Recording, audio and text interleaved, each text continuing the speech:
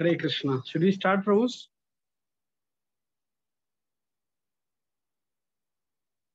హరే కృష్ణ మొదలు పెడదాం. తెలుగు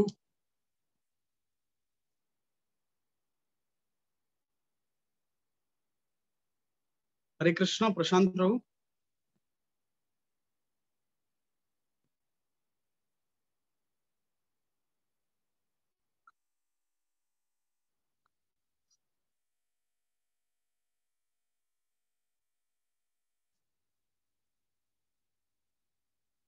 హరే కృష్ణ. ఓం అజ్ఞానతిమిరాంధస్య జ్ఞానాంజనశలాకయ చక్షురున్మిలితం యేన తస్మై శ్రీ గురవే నమః. నమో విష్ణుపాదాయ కృష్ణపరిష్టాయ భూతలే శ్రీమతే భక్తి వేదాంత స్వామిని ఇతి నామినే. నామస్తే సారస్వతీ దేవే గౌరవాణి ప్రచారిణి నిర్విశేష శూన్యవాది పాశ్చాత్య దేశతారిణి. జయ శ్రీ కృష్ణ చైతన్య ప్రభు నిత్యానంద శ్రీ అద్వైత గదాధర శ్రీవాసాది గౌర భక్త. హరే కృష్ణ కృష్ణ కృష్ణ హరే హరే, హరే రామ రామ రామ హరే హరే. హరే కృష్ణ. ఈరోజు చాలా అత్యద్భుతమైన రోజు, సీతానవమి. ఈ సీతానవమి సందర్భంగా మనం ఒక చిన్న అంశం గురించి చర్చిద్దాం. ఈ అంశం చిన్నదైనా కూడా రసవత్తరమైన, చాలా విషయాలు నేర్చుకోదగిన ఘట్టం ఇది. శ్రీరామునికి మరియు సీతామాతకి మధ్య జరిగిన సంభాషణ, ఏ విధంగా సీతామాత శ్రీరామచంద్రుడిని ఒప్పించింది, అడవులకు నీతో పాటు నేను కూడా వస్తాను అని ఎలా ఒప్పించింది, ఆ అంశం గురించి మనం ఈరోజు చర్చిద్దాం. దానికంటే ముందుగా మనం సీతమ్మ వారి గురించి, ఆమె జనన రహస్యం గురించి మనం తెలుసుకుందాం. హరే కృష్ణ. వేదవతి అని ఒక సాధ్వి అంటే సాధన చేసే ఒక వ్యక్తి. వేదవతి విష్ణువుని భర్తగా పొందడానికి ఈ వేదవతి అనేక సంవత్సరాల నుంచి ఎన్నో కఠినమైన తపస్సు చేస్తూ ఉంటుంది. ఈ వేదవతి చూడడానికి చాలా చక్కగా ఉంది, అందంగా ఉంది. రావణాసురుడు ఈ వేదవతిని చూసి తను దక్కించుకోవడానికి ప్రయత్నిస్తాడు. రావణాసురుడు ఎన్నో రాజ్యాల నుంచి ఎంతో మంది రాణులను తీసుకొచ్చి ఆయన అతని సేవకురాలుగా చేసుకున్నాడు.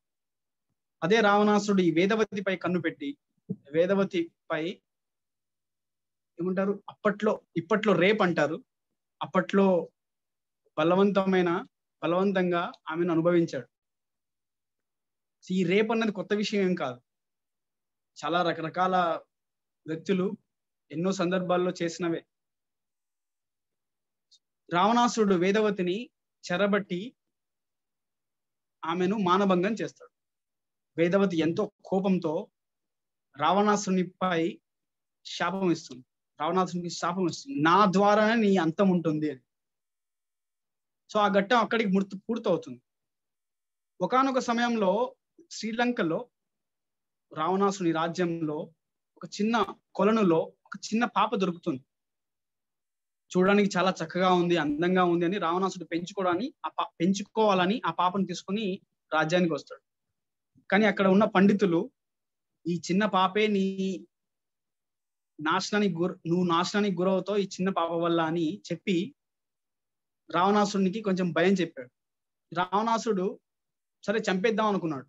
కానీ అక్కడున్న పండితులు ఈ చిన్న పాపను చంపడం కంటే సముద్రంలో వదిలిపెట్టడం చాలా మంచిది అని చెప్పారనమాట. అదే విధంగా రావణాసుడు ఆ చిన్న పాపను సముద్రంలో వదిలిపెట్టడం జరుగుతుంది.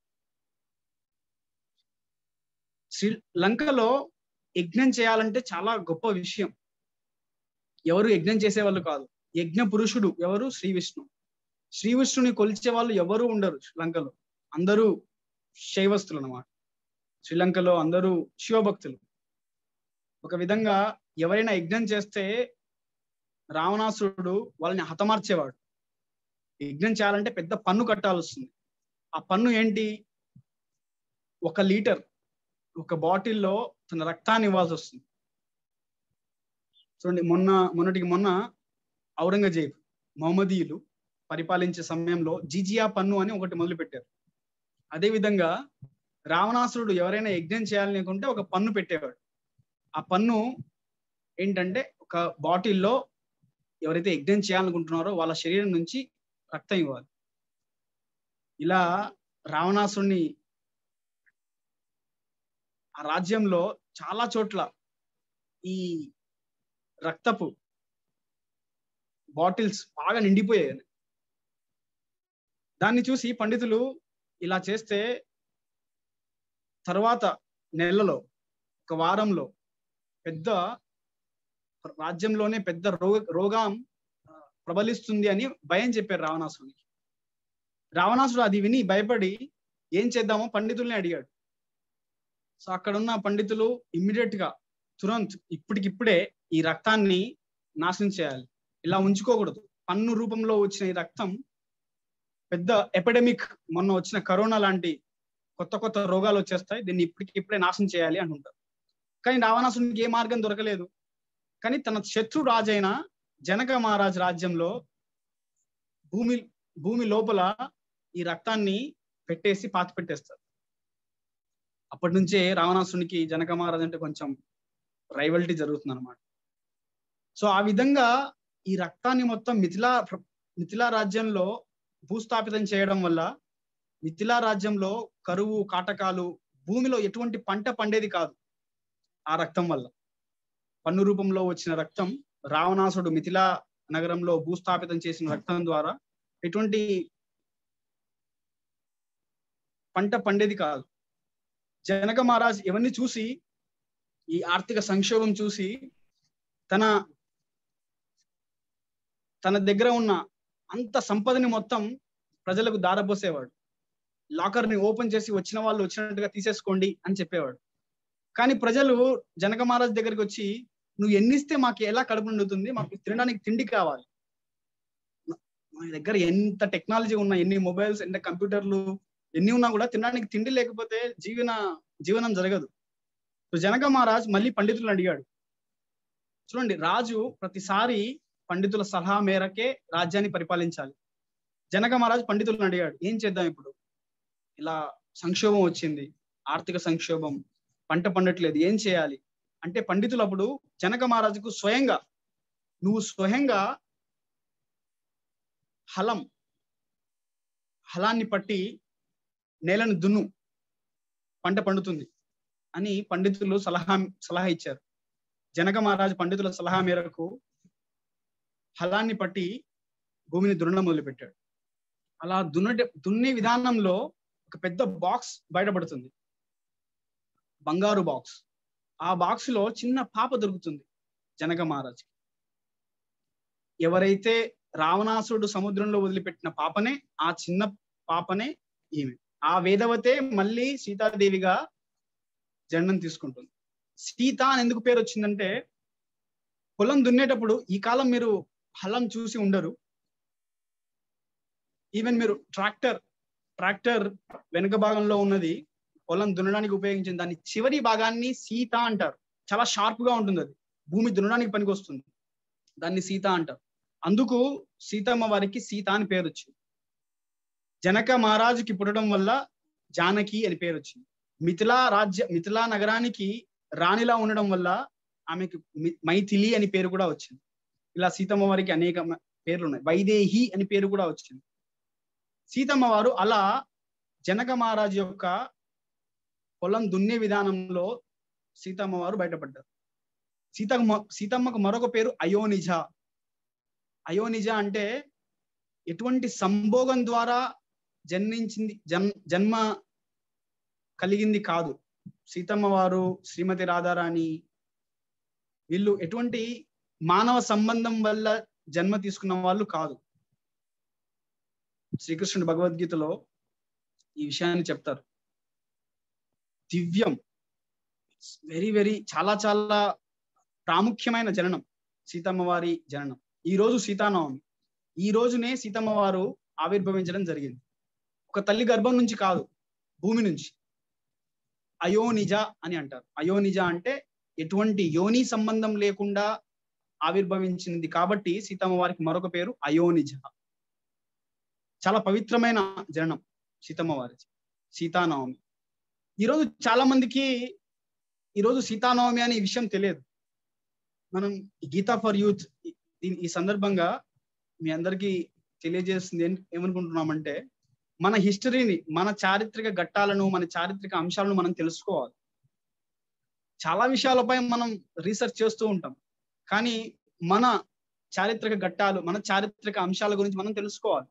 ఈరోజు సీతమ్మ వారు ఆవిర్భవించిన రోజు సీతానవమి. సో మనం ఇప్పుడు ఇది సీతమ్మ వారి జననం.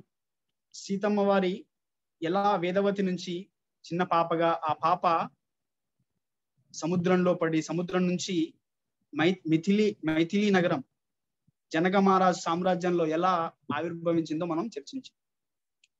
చిన్నప్పటి నుంచి సీతమ్మ వారు బాగా పెరిగారు. చాలా అందమైన అందచందాలతో మంచి గుణవంతురాలు సీతమ్మ వారు. ఇలా ఒకానొక రోజు తన చెలికత్తెలతో, అంటే స్నేహితులతో, సఖులతో ఆడుకుంటూ ఉన్న సమయంలో జనక మహారాజ్ ప్యాలెస్ లో, ఆయన రాజ్యంలో శివధనుస్సు ఉండేది. ఒకానొక సమయంలో శివధనుస్సు శివుడు జనక మహారాజ్కి ఇవ్వడం జరుగుతుంది దక్షయజ్ఞ సమయంలో. ఈ శివధనుస్సును ఎత్తాలి అంటే 5,000 మంది బాగా సమర్థులైన బలవంతులు, వాళ్ళు ఎత్తలేరు కూడా. వాళ్ళు ఒక రథంపై పెట్టి దాన్ని తొయ్యడానికి 5,000 మంది కావాలి. 500 బలమైన జంతువులు ముందుకు ఉండాలి, ఏనుగులు. దాన్ని, ఆ రథాన్ని కదిలించాలి అంటే ఎత్తడం ఎవరి సాధ్యం కాలేదు, శివుడు మాత్రమే. సో ఇలా ఒకానొక సమయంలో సీతమ్మ వారు ఆడుకుంటూ ఉంటున్న సమయంలో ఈ పూబంతి బంతులతో, వాళ్ళు పూబంతులతో ఆడుకున్నారు. ఆ పూబంతి ఆ రథం కిందికి వెళ్ళింది అనమాట. రథం కిందికి వెళ్ళిన సమయంలో సీతమ్మ వారు ఆ శివధనుసుని ఎత్తి పక్కకు పెట్టి, రథాన్ని పక్కకు దొబ్బి, కింద ఉన్న బంతిని తీసుకొని మళ్ళీ ఆ శివధనుసుని ఆ రథంపై పెట్టి, ఎక్కడున్న ప్రదేశం ఉందో అక్కడే ప్రదేశంలో పెట్టేసి ఆ బంతిని తీసుకొని వెళ్ళిపోయింది. ఇది చూసిన సకులు చాలా ఆశ్చర్యపోయారు. వెళ్ళి జనక మహారాజు చెప్పారు. జనక మహారాజు ఇది విని ఒక కండిషన్ పెట్టాడు. ఎవరైతే సీతను వివాహం చేసుకోదలుచుకుంటున్నారో వాళ్ళు నేను పెట్టే పరీక్షను నెగ్గాలి అని ఒక పరీక్షను పెట్టాడు. చూడండి, సీతమ్మ వారిని వివాహం చేసుకోవాలంటే ఈ పరీక్ష పాస్ కావాలి. ఎవరైతే ఈ శివధనుసుని ఎత్తి విరుస్తారో వాళ్ళు సీతమ్మ వారిని వివాహం చేసుకునే అర్హులు అని జనక మహారాజ్ రాజ్యంలో, పలు రాజ్యాలలో ప్రచారం చేశారు. ఎంతో మంది స్వయంవరానికి వచ్చారు. ఒకానొక సమయంలో జనక మహారాజ్ బాధపడ్డారు. అరే, నేను ఇంత పెద్ద కండిషన్ పెట్టాను, నిజంగా ఎవరైనా వస్తారా, సీతమ్మ వారిని నిజంగా ఎవరైనా వివాహం చేసుకుంటారా అని ఒక తండ్రి ఒక భయంతో ఉన్నాడు. కానీ ఎప్పుడైతే విశ్వామిత్రుడు, శ్రీరామచంద్రుడు, లక్ష్మణునితో ఆ రాజ్యానికి రావడం జరిగిందో, వచ్చిన వెంటనే జనక మహారాజ్ చాలా సంతోషపడిపోయారు. అరే, కండిషన్ అయితే పెట్టాను, కానీ ఈ అబ్బాయి ఎంతో అందంగా ఉన్న ఈ అబ్బాయి కండిషన్ నెగ్గగలడా, నేను పెట్టిన ఈ పరీక్షను నెగ్గగలడా, ఒకవేళ ఈ పరీక్షనే తీసేద్దామా, ఎందుకంటే ఆ అబ్బాయి చాలా బాగా నచ్చేశాడు జనక మహారాజ్కి. ఈ అబ్బాయితోనే వివాహం చేయాలి అనుకున్నాడు. కండిషన్ పెట్టి ఇంకా పెద్ద తప్పు చేశానే అని బాధపడ్డాడు మరొకసారి. కానీ శ్రీరామచంద్రుడు సిద్ధవటంలో సీతమ్మ వారి గుణగణాలను బాగా విన్నాడు. మిథిలా నగరానికి వెళ్తున్నాడు, అక్కడ ఉన్న సీతమ్మ వారి స్వయంవరం గురించి విన్నాడు. శ్రీరామచంద్రుడు సీతమ్మ వారి గుణగణాలను విని మనసు పారేసుకున్నాడు.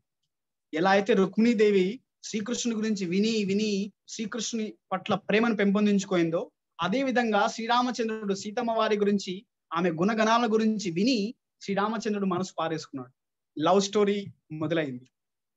సో ఈ విధంగా రామచంద్రుడు విశ్వామిత్రుని ఆజ్ఞ మేరకు శివధనుసుని విరిచివేశాడు. అది చూసి పైన ఉన్న చెలికత్తెలు, సీతమ్మ వారు నవ్వడం మొదలుపెట్టారు. ఎవరబ్బా నవ్వుతున్నారు అని తలెత్తి చూశాడు శ్రీరామచంద్రుడు.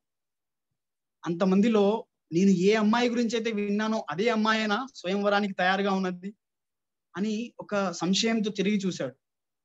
ఎందుకంటే శ్రీరామచంద్రుడు ఏకపత్ని వ్రతం ముందే తీసుకున్నాడు. చేసుకుంటే ఒక అమ్మాయినే, తర్వాత లేదు. కానీ అదే అమ్మాయి స్వయంవరానికి ఉంది అని కొంచెం డౌట్ కూడా ఉంది. జనక మహారాజు వచ్చి ఆహా బలా చాలా సంతోషపడిపోయాడు.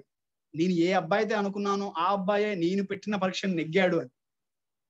కానీ శ్రీరామచంద్రుడు ఒకానొక సమయం సడన్ గా అప్పటికప్పుడే నేను ఈ వివాహానికి ఇప్పుడే మద్దతు పలకను. నా తండ్రి ఆశీస్సులతో ఈ వివాహం చేసుకోవాలనుకుంటున్నాను. ఆయన పర్మిషన్ తో మాత్రమే నేను వివాహం చేసుకుంటాను అని శ్రీరామచంద్రుడు చెప్పాడు. జనక మహారాజు అప్పటికప్పుడే మూర్ఛ వచ్చే విధంగా వెళ్ళిపోయాడు. ఏంటి మా అమ్మాయిని వివాహం చేసుకోడా ఆ ఆలోచనలో వెళ్ళిపోయాడు. విశ్వామిత్రుడు వచ్చి నువ్వు తప్పుగా ఆలోచించకు జనక మహారాజా, వివాహం చేసుకుంటాడు కానీ తండ్రి పర్మిషన్ కావాలి. సో ఇప్పటికిప్పుడే అయోధ్యకు పంపు సైన్యాన్ని, నీ మెసేజ్ ని పంపు, దశరథ మహారాజుని అందరినీ ఆహ్వానించు, వివాహానికి అరేంజ్మెంట్ చేసేద్దాం అని విశ్వామిత్రుడు అన్నాడు. ఆ విధంగా శ్రీరామచంద్రుడు ఒక విధంగా లవ్ బాయ్, ప్రేమికుడుగా, మరో విధంగా తండ్రి పట్ల ఒక బాధ్యత పరమైన కుమారునిగా, చూడండి 2 విధాలుగా శ్రీరామచంద్రుడు నెగ్గాడు. మీరు చాలా సినిమాల్లో చూస్తూ ఉంటారు. తండ్రి మాటను, కుటుంబాన్ని సంరక్షించుకోవడానికి, కుటుంబ పరువును, బాధ్యతను నిలబెట్టుకోవడానికి చాలా మంది హీరోలు, హీరోయిన్లు అంటే లవర్స్ వాళ్ళ ప్రేమని త్యాగం చేయడానికి తయారవుతుంటారు. కానీ ఇక్కడ శ్రీరామచంద్రుడు అటువైపు ప్రేమను, అంటే ప్రేమించిన అమ్మాయి సీతమ్మ వారితో వివాహం, ఇటువైపు మంచి బాధ్యత కలిగిన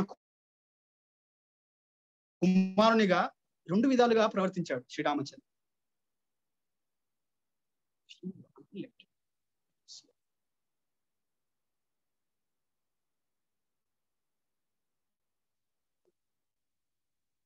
హరే కృష్ణ.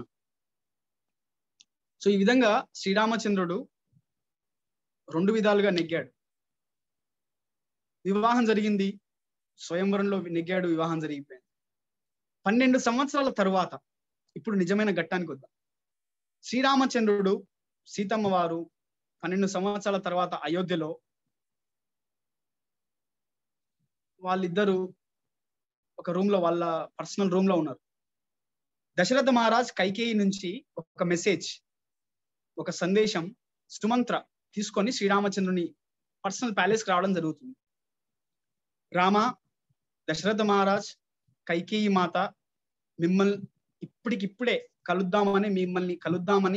మిమ్మల్ని తీసుకురమ్మని నాకు సందేశం ఇచ్చారు అని సుమంత్రుడు శ్రీరామచంద్రునికి చెప్పాడు. ఇక్కడ బాగా వినండి. శ్రీరామచంద్రుడు ఈ విషయం విన్న తర్వాత సీతమ్మ వారి వైపు చూసి చిన్న నవ్వు నవ్వి తన మెడలో ఉన్న పూమాలను తీసి సీతమ్మ వారికి ఇస్తాడు. సీతమ్మ వారు ఆ మాలను స్వీకరించి తన మనోకల్పితంలో తయారు చేసినటువంటి ఒక పూలమాలను, చేతిలో పూలమాల లేదు కానీ మనస్సులో తయారు చేసినటువంటి ఒక పూలమాలను తీసి శ్రీరామచంద్రుడికి ఇస్తుంది. అలా మాల ఇచ్చిన తర్వాత ఇద్దరిని ఒకరి వైపు వాళ్ళు చూసుకుంటూ నవ్వుకుంటూ ఉంటారు. సుమంత్రునికి ఈ విషయం అర్థం కాదు. ఏంటి తెలియని గార్లాండ్, కనబడని గార్లాండ్ అంటే పూలమాల ఎలా సీతమ్మ వారు కనబడని మాల ఇచ్చారు శ్రీరామచంద్రునికి? అది సుమంత్రునికి అర్థం కాలేదు. తర్వాత ఆచార్యులు దాన్ని వివరణ ఎలా ఇస్తారంటే, సీతమ్మ వారు నేను ఇక ముందు నీకు నిజమైన పూలమాలను ఇవ్వలేకపోవచ్చు, అడవిలో పూలను తీసుకొని ఒక మాలను అమర్చి నీకు ఇవ్వగలనేమో. అంటే సీతమ్మ వారికి చాలా స్పష్టంగా తెలుస్తుంది ఏం జరగబోతుంది అని. సో ఆ విధంగా పూలమాలలు మార్చుకునే విధానం చూసి సుమంత్రుడు చాలా ఆశ్చర్యపోయాడు. శ్రీరామచంద్రుడు వెళ్ళాడు, విషయం విన్నాడు, 14 సంవత్సరాల అరణ్యవాసం అని విన్నాడు, వచ్చాడు. ఇది చూసి సీతమ్మ వారికి ఒక సంశయం వచ్చింది. అరే, శ్రీరామచంద్రుని పక్కల లక్ష్మణుడు గొడుగు పట్టుకొని లేడు, ఎటువంటి తాళమేళాలు లేవు, ఒక్కడే వస్తున్నాడు శ్రీరామచంద్రుడు. సీతమ్మ వారు శ్రీరామచంద్రుని అడిగారు, ఏమైంది, ఏంటి, ఏమైంది అని అడిగాడు. శ్రీరామచంద్రుడు ఎటువంటి మొహంలో కానీ ఎటువంటి మార్పు లేదు. ఉన్నది ఉన్నట్లుగా విషయాన్ని సీతమ్మ వారికి చెప్పాడు. కైకేయికి 2 కోరికలు ఉన్నాయి. దశరథ మహారాజు ఆ కోరికల్ని తీర్చాలనుకున్నాడు. 1 భరతుణ్ణి రాజుగా చేయడం, 2 నన్ను అరణ్యవాసానికి పంపడం. సో కాబట్టి మనం పరిస్థితుల్ని మార్చలేం. ఇప్పుడు బాగా వినండి, శ్రీరామచంద్రుడు చెప్పే విషయం, సీతమ్మ వారు చెప్పే విషయం, ఈ సంభాషణలో మనం చాలా నేర్చుకోవచ్చు. శ్రీరామచంద్రుడు చెప్పాడన్నమాట, పరిస్థితులు మనకు అనుగుణంగా రాకపోవచ్చు, కానీ మన మనస్థితిని మాత్రం మనం ఎప్పుడూ చాలా సులక్షణంగా పెట్టుకోవచ్చు. ఇటువంటి పరిస్థితుల్లో కూడా మన మనస్థితిని చాలా మంచిగా పెట్టుకోవాలి అని సీతమ్మ వారికి ఒక విషయం చెప్పాడు. అది విని సీతమ్మ వారు చాలా బాధపడ్డారు. అంటే విషయం తెలిసి అరణ్యవాసానికి వెళ్తున్నాడు నా భర్త అని. కానీ శ్రీరామచంద్రుడు ఇంకా చెప్పడం మొదలుపెట్టాడు. సరే, నేను ఇప్పటి నుంచి నేను అరణ్యవాసానికి వెళ్తున్నాను, నా తల్లిదండ్రులను నువ్వు బాగా చూసుకో. ఒక ముఖ్యమైన విషయం, రాజు భరతుని ముందు నన్ను ఎప్పుడూ పొగడకు. నా తల్లిదండ్రులకు సేవ చేసుకుంటూ ఉండు. ఖాళీ సమయాల్లో ఆధ్యాత్మికత వైపు చింతన పెట్టుకుంటూ ఆ శ్రీ రంగనాథునికి సేవ చేస్తూ ఉండు, శాస్త్ర పఠనం చేస్తూ ఉండు. ఈ విధంగా శ్రీరామచంద్రుడు సీతమ్మ వారికి ఆజ్ఞలు ఇవ్వడం మొదలుపెట్టాడు, ఇన్స్ట్రక్షన్స్. ఇది సీతమ్మ వారు విని గట్టిగా పగలబడి నవ్వింది. రామచంద్ర, చూడండి, నవ్వి శ్రీరామచంద్రుని పేరు తీసుకోయింది. మన వేదిక సంస్కృతిలో ఇప్పటికి కూడా నార్త్ ఇండియాలో చాలా వరకు ఈ కల్చర్ ఉంది. భార్య భర్త పేరు ఎప్పుడు తీసుకోకూడదు. ఎవరమ్మా నీ భర్త అంటే, మా అబ్బాయి తండ్రి అండి, మా బబ్లు, మా రాము వాళ్ళ తండ్రి అని భార్య భర్త పేరు ఎప్పుడు తీసుకోదు. ఇక్కడ సీతమ్మ వారు నవ్వి శ్రీరామచంద్రుని పేరు కూడా తీసుకోయింది. అలా పేరు తీసుకుంటే ఆయు క్షీణించుతుంది అని ఒక నానుడి.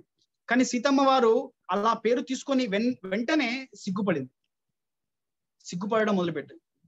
అది శ్రీరామచంద్రుడు అర్థం చేసుకున్నాడు. సీతమ్మ వారు చెప్పడం మొదలుపెట్టింది, నాకు నీ ద్వారా స్త్రీ ధర్మం నేర్చుకోవాలని ఏమీ లేదు, నాకు అవసరం లేదు. స్త్రీ తల్లిదండ్రులను చూసుకోవాలి, అత్తమామల్ని బాగా చూసుకోవాలి, ఇటువంటి నాకు సూచనలు ఇవ్వడం అవసరం లేదు నాకు. ఎందుకంటే నా తండ్రి జనక మహారాజు ఆల్రెడీ నాకు చాలా నేర్పించాడు స్త్రీ ధర్మం, తల్లిదండ్రులు ఎలా చూసుకోవాలి, అత్తమామల్ని ఎలా చూసుకోవాలి నాకు తెలుసు. నువ్వు నాకు చెప్పనవసరం లేదు అన్నట్లు సీతమ్మ వారు ఒక మాట అనింది శ్రీరామచంద్రుడు ఆ మాట విని కొంచెం భార్య అటువంటి పెద్ద పెద్ద మాటలు అంటుంటే కొంచెం సైలెంట్ గా ఉండిపోయాడు. సీతమ్మ వారు ఈ మాట విని, నేను నీతో పాటు వస్తాను. మీరు శ్రీరామదాస్ పాట వినే ఉండింటే, తండ్రి మాటను నిలుపగా రాముండు అడవులకు పయనమాయే, నేను నీ బాటలోనే వస్తాను అనుచు సీతమ్మ కదిలే. ఓ పడతి అడవిలో కష్టాలు పడలేవు అని రాముడు, నేను నీ బాటలోనే వస్తాను అనుచు సీతమ్మ కదిలే. సో శ్రీరామచంద్రుడు చెప్పడం మొదలుపెట్టాడు, నువ్వు అడవుల్లో ఉండలేవు, చాలా కష్టాలు, నువ్వు సుకుమారివి, రాజ్యంలో చాలా అనేక సౌకర్యాల్లో పెరిగిందానివి, నువ్వు అడవుల్లో ఉండలేవు. ముళ్ళులు, రాళ్ళు, రప్పలు, మృగాలు, నీకు మంచిగా నిద్ర కూడా పట్టదు. ఎందుకంటే ఎప్పుడూ సెలయేర్లు సౌండ్స్ వస్తూనే ఉంటాయి, శబ్దాలు వస్తూనే ఉంటాయి, మృగాలు, క్రూర మృగాలు గర్జిస్తూ ఉంటాయి, చాలా భయంకరంగా ఉంటుంది. దోమలు, ఉండడానికి ఎక్కడ ఉంటుందో తెలియదు మనకు, రాళ్ళ రప్పల పైన పడుకోవాలి, నీకు నిద్ర పట్టదు, ఆ అడవుల్లో నువ్వు ఉండలేవు అని శ్రీరామచంద్రుడు సీతమ్మ వారికి చెప్పాడు. కానీ సీతమ్మ వారు అడవుల్లో ఉండే ఎండ కంటే, అడవుల్లో ఉండే బాధ కంటే నిన్ను విడిచి జీవించే బాధనే నాకు ఎక్కువ అని సీతమ్మ వారు ఈ మాట అనింది. అది విని శ్రీరామచంద్రుడు మరొక మాట అన్నాడు, ఆ విధంగా నువ్వు ఉండలేవు, అడవుల్లో చాలా కష్టాలు ఉంటాయి, అడవుల్లో ఎండ, వాన, చలి ఇవన్నీ చాలా కష్టంగా ఉంటాయి, నువ్వు ఉండలేవు, నువ్వు ఇక్కడే ఉండి తల్లిదండ్రులను చూసుకో అని సీతమ్మ వారికి చెప్పాడు. సీతమ్మ వారు ఇది విని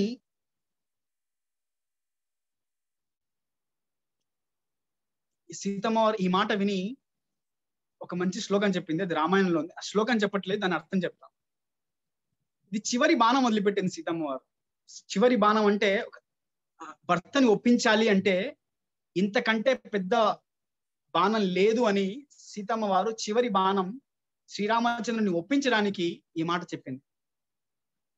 ఈ అయోధ్యలో నిన్ను అందరూ రాజు అనుకుంటున్నారు, నువ్వు పరమ పురుషోత్తమునివి, పురుషునివి అనుకుంటున్నారు. కానీ నిజానికి నా తండ్రి వస్తే, నా తండ్రికి విషయం తెలిస్తే అనవసరంగా నీకు నన్నిచ్చి వివాహం చేశాడు అని పశ్చాత్తాపడతాడు. పురుషుడి రూపంలో ఉన్న ఒక స్త్రీ లాగా నువ్వు వ్యవహరిస్తున్నావు అని సీతమ్మ వారు చెప్పకూడని మాటని శ్రీరామచంద్రునికి చెప్పేసింది. ఈ మాట విని శ్రీరామచంద్రుడు అర్థం చేసుకున్నాడు. సీత ఆషామాషి స్త్రీ కాదు. ఈ కాలం అందరూ అబలలే, కానీ సీతమ్మ వారు సుబల అంటే మంచి బలం ఉన్న వ్యక్తి, సుమేధ బుద్ధి ఉన్న వ్యక్తి సీతమ్మ వారు. ఇది శ్రీరామచంద్రుడు విన్న తర్వాత, సరే నేను ఇంతవరకు నిన్ను టెస్ట్ చేశాను, నువ్వు ఎటువంటి గుణాలతో ఉన్నావు, నీ ఒపీనియన్ ఏంటి, నీ భావన ఏంటో తెలుసుకుందామని ఇలా మాట్లాడాను అని చెప్పి, సరే నువ్వు కూడా బ్యాగ్ ప్యాక్ చేసుకో, మనం కూడా వెళ్దాం అడవులకు అని శ్రీరామచంద్రుడు ఒప్పుకున్నాడు. సో ఈ విధంగా సీతమ్మ వారు శ్రీరామచంద్రుడిని అడవులకు నేను కూడా నీతో పాటు వస్తాను అని ఒప్పించింది. అనేక రకాలుగా సీతమ్మ వారు ప్రయత్నం చేసినప్పటికీ శ్రీరామచంద్రుడు మాత్రం ఈ ఒక్క చివరి బాణంతో శ్రీరామచంద్రుడు పడిపోయాడు. సరే వెళ్దాం అని సీతమ్మ వారిని కూడా తీసుకొని అడవులకు పయనమయ్యాడు. తర్వాత లక్ష్మణుడు కూడా రావడం జరిగింది. సో ఈ విధంగా సీతమ్మ వారు శ్రీరామచంద్రుని మెప్పించి అడవులకు వెళ్ళింది. ఇక్కడ మనం తెలుసుకోవాల్సిన స్త్రీ ధర్మం ఇది. ఎన్ని కష్టాలు వచ్చినా కూడా భర్తను వదిలిపెట్టకుండా ఉండాలి. ఒక చిన్న విషయంతో మనం ముగిద్దాం. ఉదయం మన నీడ మన ముందుంటుంది, మధ్యాహ్నం మన నీడ మన కింద ఉంటుంది, సాయంత్రం మన నీడ మన వెనుక ఉంటుంది. అంటే దీన్ని బట్టి మనం అర్థం చేసుకోవాల్సి ఏంటంటే, భార్య భర్తకు నీడ లాంటిది. ఉదయం ముందుంటుంది అంటే జీవితంలో ముందుండి మనను నడిపిస్తూ ఉంటుంది, అంటే మనకు మంచి మార్గదర్శనం ఇస్తుంది. ఇలా చేయాలి, ఇలా చేయకూడదు, ఖర్చు ఇలా పెట్టుకోవాలి, ఇలా పెట్టుకోకూడదు.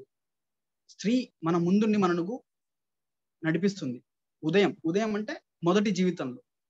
తర్వాత కష్టం వచ్చినప్పుడు, జీవితంలో బాగా కష్టం వచ్చినప్పుడు, మధ్యాహ్న సమయంలో ఎండ బాగా కష్టం వచ్చినప్పుడు అదే స్త్రీ, అదే నీడ మన కాలి కిందికి వచ్చి మనకు నీడని, సౌఖ్యాన్ని ఇస్తుంది. సో భార్య కూడా భర్త కష్టాల్లో ఉన్నప్పుడు దగ్గర ఉండి ఎలా అయితే సుఖాన్ని పంచుకుందో అలానే కష్టాల్లో కూడా పంచుకోవాలి. సాయంత్రం మన వెనక ఉండాలి అంటే సక్సెస్, మన జీవితంలో బాగా ఆనందంగా ఆహ్లాదంగా ఉన్నప్పుడు మనతో పాటే ఉండు, మన వెనక ఉండు, మనకు సపోర్ట్ ఇస్తూ ఉండాలి. సో ఈ విధంగా స్త్రీ ధర్మం సీతామాత నుంచి మనం నేర్చుకోవచ్చు, పతివ్రత స్త్రీ. సో ఈ విధంగా సీతమ్మ వారి గురించి మనం ఎన్ని విషయాలు చర్చించినా తక్కువే. మరొక విషయం, శ్రీరామచంద్రుడు సీతమ్మ వారితో అనేక విషయాలు చర్చించుకున్నాడు. సీతమ్మ వారు ఒకానొక సమయంలో ఈ విషయాన్ని చెప్పింది. చిన్నప్పుడు నా జ్యోతిష్యం చూడడానికి ఒక ఆమె మా ఇంటికి వచ్చి నా చేయి చూసి, నీకు అరణ్యవాసం ఖచ్చితంగా ఉంటుంది, 2 సార్లు నువ్వు అడవికి వెళ్తావు అని ఆ జ్యోతిష్యురాలు నాకు చెప్పింది అని సీతమ్మ వారు శ్రీరామచంద్రుడు చెప్పాడు. 2 సార్లు ఎక్కడైంది అరణ్యవాసం? మొదటిసారి రామచంద్రుడు అరణ్యవాసం వెళ్తున్నప్పుడు, 2వసారి నారదముని ఆశ్రమానికి వెళ్ళినప్పుడు, వాల్మీకి ఆశ్రమానికి వెళ్ళినప్పుడు. ఈ 2 విధాలుగా సీతామాత అడవుల కోసమే పుట్టినట్లు, అడవులలో సంచరించడానికే పుట్టినట్లు మనకు అవగతం అవుతుంది. సీతామాత మరొక విషయం ఏంటంటే, సీతమ్మ వారి కృప వల్లనే మనకు శ్రీరామచంద్రుని కృప దొరుకుతుంది. సీతమ్మ వారు ఒక ఆధ్యాత్మిక గురువు లాంటి వారు మన జీవితం. సీతమ్మ వారి కరుణ ఉంటే శ్రీరామచంద్రుని కరుణ మన మీదకి వస్తుంది. కాబట్టి అందుకే మనం ఎప్పుడు రామ రామ అనము, శ్రీరామ, సీతారామ, జానకి రామ అని పిలుస్తూ ఉంటాం. మొదట అమ్మవారి కృప వల్లనే అయ్యవారి కృప మనకు దొరుకుతుంది. సో చాలా ఎంతో ఓపికతో విన్నందుకు చాలా చాలా ధన్యవాదాలు. ఎవరికైనా ఏమైనా ప్రశ్నలు ఉంటే మనం 2 ప్రశ్నలు తీసుకుందాం. ఈ సీతానవమి సందర్భంగా సీతమ్మ వారి జననం, సీతమ్మ వారి పూర్వోత్తరాలు, సీతమ్మ వారి స్వయంవరం గురించి, సీతమ్మ వారు ఎలా శ్రీరామచంద్రుణ్ణి ఒప్పించి మెప్పించి అరణ్యానికి వెళ్తుందో, ఈ 3 విషయాల గురించి మనం ఈరోజు చర్చించుకున్నాం. మీలో ఎవరికైనా ఏవైనా ప్రశ్నలు ఉంటే మనం 2 ప్రశ్నలు తీసుకుందాం. హరే కృష్ణ.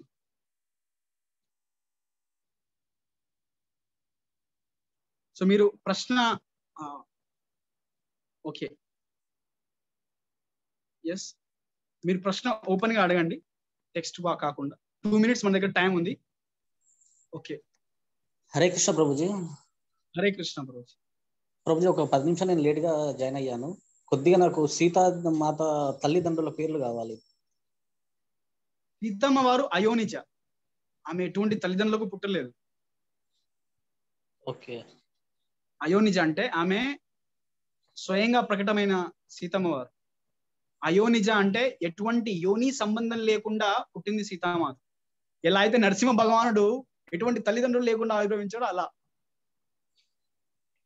ఓకే. భూదేవి మాత్రం తల్లి కాదు కదా? సీతమ్మ వారు భూదేవి నుంచి ఆవిర్భవించారు కాబట్టి తల్లిగా భావిస్తుంది. భావనలో ఎటువంటి తప్పు లేదు. జనక మహారాజును తండ్రిగా భావిస్తుంది, ఎందుకంటే పెంచి పోషించాడు కాబట్టి. పూర్వము చెప్పండి. కానీ ఇటువంటి పర్సనాలిటీస్, ఇటువంటి వ్యక్తులకు మనం తల్లిదండ్రులను చూడకూడదు. అటువంటి సంబంధంతో లేని వారు వాళ్ళు. ఈవెన్ శ్రీకృష్ణ భగవానుడు వాళ్ళని తల్లిదండ్రులుగా స్వీకరించాడు భగవంతుడు. యశోద, నంద, దేవకి, వసుదేవుల్ని తల్లిదండ్రులుగా స్వీకరించాడు భగవంతుడు. అలా అదే విధంగా శ్రీరామచంద్రుడు కూడా, సీతమ్మ వారు కూడా అంతే. Okay Prabhu. Hare Krishna. Hare Krishna. Thank you very much. అందరికీ చాలా చాలా ధన్యవాదాలు వచ్చినందుకు, విన్నందుకు. హరే కృష్ణ. హరే